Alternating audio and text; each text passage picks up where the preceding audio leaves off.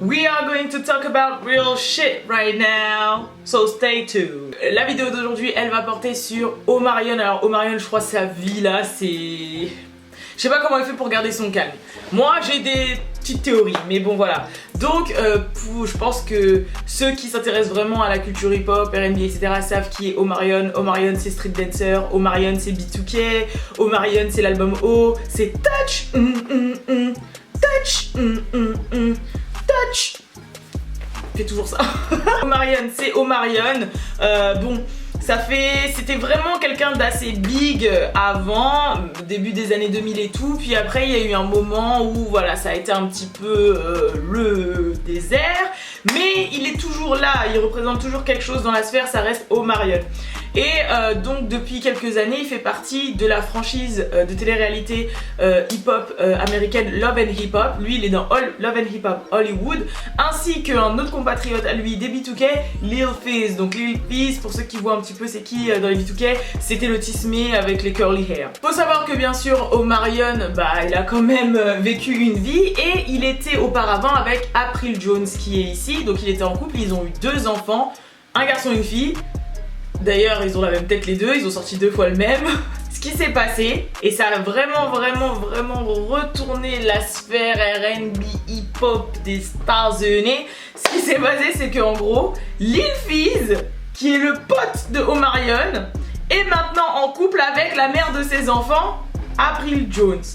Donc, alors... Ça a posé énormément de problèmes parce qu'en fait, comme vous savez, chez les mecs, il y a le bro code, genre le code entre mecs et tout. Genre en gros, tu ne sors pas avec l'ex d'un pote, tu ne sors pas avec encore moins la mère des enfants d'un pote, etc. etc. Donc voilà, c'est ancré, c'est comme ça. Je pense que vous avez déjà entendu ça, blablabla. C'est moins présent chez les meufs. C'est vrai que les petits coups de ce style, on a plus de facilité à se les faire qu'entre mecs. Mais bon, je dis ça, je l'ai rien. Je mets juste ça sur le fait que nous on est toujours transcendés par les émotions. Quand on est amoureuse on ne voit plus rien, rien n'a d'importance, on s'en fout, même si on perd notre copine on en a rien à foutre parce que c'est lui que j'aime. Tu vois, on voit pas le truc, c'est pas forcément malsain mais c'est vrai qu'on voit pas le truc du style mais je vais pas sortir avec le mec de ma copine. Alors que eux c'est vraiment valeur, principe, c'est comme ça, même si je suis amoureuse de la meuf, même si c'est mon âme sœur, je ne sortirai pas avec. Donc ça a vraiment fait un big buzz, donc les gens s'en prennent à lui en disant mais gros t'es sérieux là, tu sors avec la mère des enfants de ton gars sûr.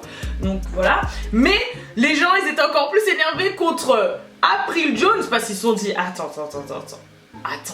T'étais avec lui, t'as eu des enfants et t'as pas trouvé autre chose que de te mettre avec le pote de ton gars, genre voilà. Après April Jones aussi, elle a vraiment eu à la suite de sa relation avec Omarion une assez mauvaise réputation parce que voilà, elle a fait des lives où elle a dit qu'elle avait couché avec plein d'autres rappeurs dont The Game, qu'elle en avait marre, etc., qu'on la voit comme telle et telle.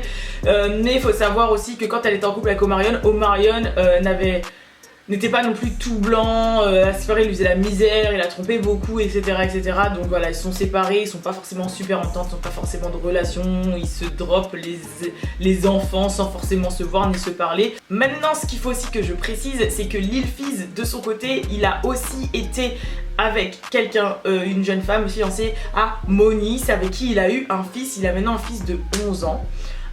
Et en fait ça fait l'histoire classique, les deux meufs ne s'aiment pas, c'est un peu n'importe quoi. Lil Fizz il est bancal avec son enfant, il tient pas au courant la mère de son fils, enfin voilà, c'est vraiment n'importe quoi. Lui je le valide pas du tout par contre, lui, autant je le validais avant, maintenant je le valide plus du tout. Et dans ce mess, dans ce bordel sans nom, forcément ils se sont tous plus ou moins exprimés, sauf le principal intéressé, Omarion. Fizz il a dit qu'en gros pour lui Omarion ce n'était personne, c'était juste une relation de travail, que en gros ouais on avait l'impression boys band et tout, B2K c'était des frérots, mais qu'en réalité pour lui c'était juste il était dans le même groupe que lui, il faisait des chansons etc, mais c'était un collègue, c'était comme un collègue, c'était vraiment que une relation de travail, et que pour lui il a pas ce respect vraiment en mode ouais poteau bro etc à lui de voir. Mais bon, je pense que à tout le monde ça ferait chier que ton ex sorte avec ton collègue de taf. Mais en plus c'est pas un collègue de taf genre il est au bureau au 2e étage à droite et toi t'es au premier à gauche au 3e, tu vois, c'est vraiment ton binôme quoi, c'est comme si Voilà. Donc déjà à cause de cette histoire, c'était vraiment un truc de malade et Omarion ne s'était pas exprimé, genre en gros il disait mais que tu ressens au fait que ton pote, le mec, B2K, street dancer, tout ça, maintenant ils sortent avec ta baby mama. Genre, où est le respect? Il s'est pas du tout exprimé. Moi je pense que c'est pas exprimé parce que lui-même il sait qu'il a fait du sale à April et que voilà, il a rien à y faire. Et je pense que de toute façon c'était la bonne. Que si en plus il s'en fout maintenant de ce que sa baby mama a fait, tant que ses enfants sont bien, bah c'était la bonne. C'était la bonne réaction à avoir. Ensuite, pour ce qui est de April, bah moi je me dis si elle est réellement amoureuse et qu'en plus c'était ce mec là qui la soutenait quand l'autre lui faisait du sale et tout, blablabla, blibli là, bah après je me dis s'empêcher de vivre une histoire d'amour alors que ça peut être l'homme de ta vie ou la femme de ta vie pour une personne à qui tu ne parles plus ou parce que c'était ton pote avant ou ton pote actuel ou je sais pas quoi. C'est vrai que j'ai un peu de mal avec le fait de s'empêcher de vivre pour quelqu'un. C'est vrai que je me dis putain mais on a qu'une vie et imagine je passe à côté de l'âme sœur ou vraiment de l'homme de ma vie et je ne peux pas me mettre avec lui parce que ma pote était avec lui il y a 5 ans en arrière. Ouais mais en même temps c'est bizarre. Parce que moi je me suis posé la question, je me suis dit si une pote à moi là elle sort avec un ex à moi mais qui date, est-ce que ça me ferait quelque chose? Et perso vu ma situation actuelle, en fait vu les ex que j'ai eu, franchement vas-y que grand bien te fasse, j'espère pour toi qu'ils ont changé. Mais même je me dis bah en fait s'ils sont amoureux et tout, moi mon ex je cause pas faire ma vie avec, je lui parle plus spécialement, enfin vas-y meuf hein. Tu vois, franchement je sais pas. Mais c'est bizarre quand même, j'avoue.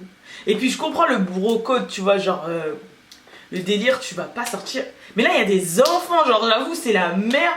Genre c'est comme si moi j'ai des enfants avec un mec et ce mec il sort avec ma pote. Ouais non j'avoue j'avoue c'est bizarre. Non j'avoue c'est trop bizarre, hein, c'est trop bizarre, j'avoue c'est bizarre. Mais Miskin Omarion c'est pas tout. Vraiment le truc là qui a vraiment c'est une explosion intersidérale, c'est que forcément à toutes les formes de télé-réalité aux États-Unis ils ont une culture qui s'appelle la réunion.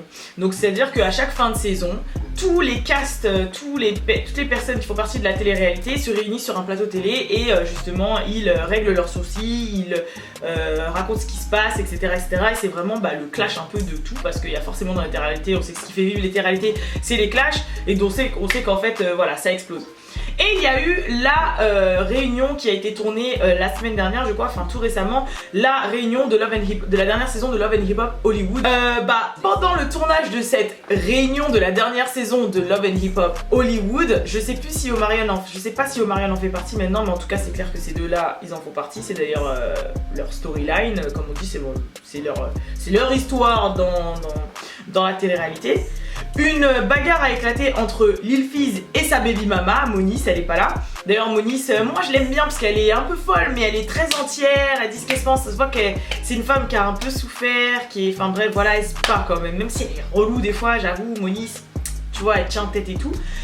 Et ce qui s'est passé c'est que il y a eu une dispute entre les deux et ils se sont levés, ils ont failli en venir en main et G-Boog, qui est un autre membre des B2K, c'était celui qui avait toujours un truc là, enfin bref, G-Boog, c'est celui qui jouait le grand frère de Lil Saint, pour ceux qui ont regardé Street Dancer.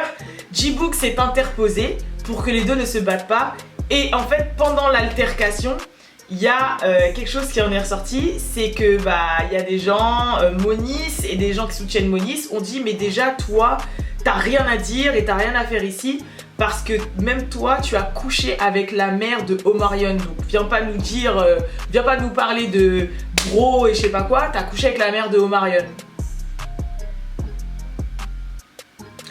Donc en fait, Omarion il faisait partie des B2K, dans les B2K ils étaient 4. Il y avait Omarion, Razby, Lil Fizz, G-Boog. Lil Fizz, il couche avec la baby mama de Omarion.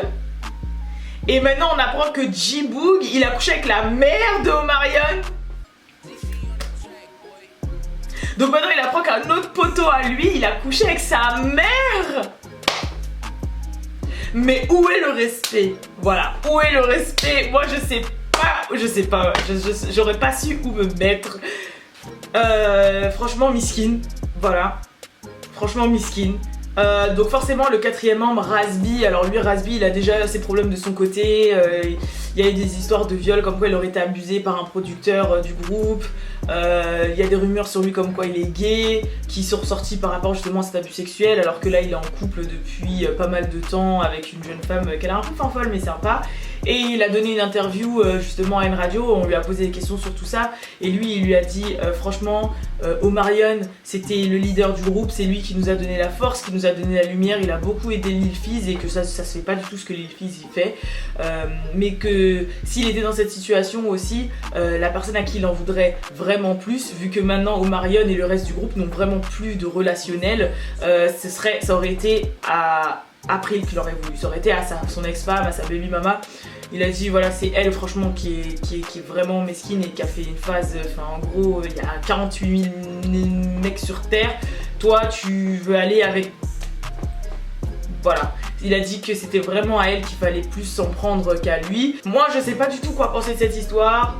Je me dis soit Omarion il a vraiment un bad karma de ouf et ça se trouve il a fait des coups de ouf aux gens, ou que après il lui a vraiment fait la misère et dans ces cas là elle a pas de scrupules et tout, mais franchement que deux potes à toi de ton groupe et tout, les B2K, il y en a un il est ken ta mère et il y en a un qui est ken la mère de tes enfants. Voilà, et lui il garde son calme hein. Lui il est là, il s'entraîne à danser dans sa salle de danse, il dit rien, il n'y a pas de story, c'est silence, il fait sa vie. Et moi je pense que c'est peut-être la bonne... Moi je vous ai dit c'est la bonne attitude dans le sens où c'est ses enfants en premier lieu, si ses enfants sont bien, qu'il n'y a pas de répercussions sur eux, qu'ils sont pas au milieu de tout ça, voilà hein, meuf, qu'est-ce que tu veux que je te dise? Tu vois ce que je veux dire? Donc moi je trouve que c'est la bonne attitude. Après pour ce qui est des autres, franchement j'avoue le faire avec la mère de ton pote c'est un peu chelou, mais comme on dit, il faut être deux pour... Takes two to tango, en gros, il faut être deux, tu vois, dans ces situations. Donc même la mère de Omarion, pourquoi elle couche avec le pote de son enfant, tu vois? Genre, faut être deux, et pour l'autre situation, c'est la même chose, c'est la même chose. Je sais pas ce que vous en pensez, pour vous, qui est bancal, qui ne l'est pas, est-ce que c'est grave, c'est pas grave? Si vous aurez été dans cette situation, qu'est-ce que vous aurez pensé si vous apprenez que une pote à vous, ou une pote de vous à l'ancienne, est maintenant avec le père de vos enfants, ou avec un ex à vous? Comment vous aurez réagi si vous avez appris que et pareil pour les hommes hein, bien évidemment, parce que j'avoue là j'ai parlé comme si c'était le point de vue féminin parce que je suis une meuf. Et qu'est-ce que vous aurez pensé si vous apprenez que votre parent a couché avec votre ami aussi? Comment vous l'auriez pris? Voilà, n'hésitez pas. C'est vrai que c'est un petit peu un micmac et c'est énormément compliqué parce qu'il y a beaucoup d'entrecroisements, et c'est pour ça que c'est vrai que c'est facile quand les gens suivent et sont un peu au courant de ce qui se passe, qui regardent des téléréalités. Bon après Quinry c'est un peu compliqué, mais voilà, qui sont un peu dans le truc. C'est vrai que c'est un peu plus facile, mais j'espère quand même pour celles qui ne suivent pas trop ou qui connaissent Omarion quand même mais qui n'étaient pas au courant de tout ça, ont un peu compris ce que j'ai expliqué. Donc voilà, je vous fais de gros bisous et je vous dis à la prochaine pour la prochaine vidéo. Let's go, stay tuned. En plus je vous prépare quelque chose de pas mal, ça arrive dans les prochains jours, donc restez. Et je pense que là je vais changer un petit peu de contenu. Je vais toujours faire mes vidéos quotidiennes sur le gossip, mais je pense que ouais il est temps que je revienne un petit peu à ma base, ce qui était un petit peu le fitness, le développement personnel, et même faire un peu de trucs qui me plaît. Donc ça va être un peu, je me suis dit ouais créer une deuxième chaîne et laisser que celle-là gossip, mais je me dis vous savez quoi, si vous êtes là c'est aussi un peu pour moi, donc trouver le juste milieu entre les deux. Ça restera à prédominance comme ça, mais voilà, une fois de temps en temps, peut-être une fois toutes les 2 semaines, une fois par semaine, faire des vidéos qui comportent d'autres choses, mais pas rentrer dans le stéréotype de alors là, je vais vous faire une vidéo, on va tester les produits, les trucs comme ça. Vraiment faire un truc qui me corresponde moi avec ma personnalité. Tu connais. Bon voilà, je vous laisse tranquille. That's it. Peace.